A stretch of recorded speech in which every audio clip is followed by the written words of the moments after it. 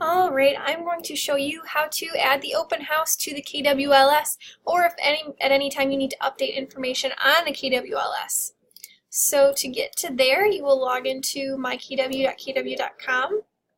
You'll be able to go up to Technology at the top and down to KWLS. It'll open in a separate window. The particular house I'm working on today is Cascade. So go to Accepted. I'm going to locate the property I'm editing.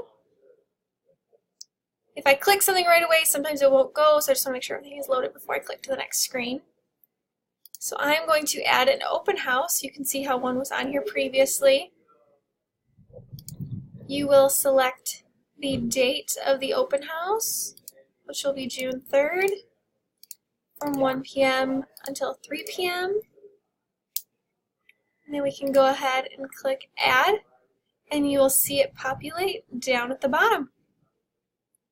If for whatever reason an open house gets canceled, you will click the X, and it'll automatically update. The KWLS is what will feed into lots and lots of other marketing sites, so it's very important that you get this added even before Zillow.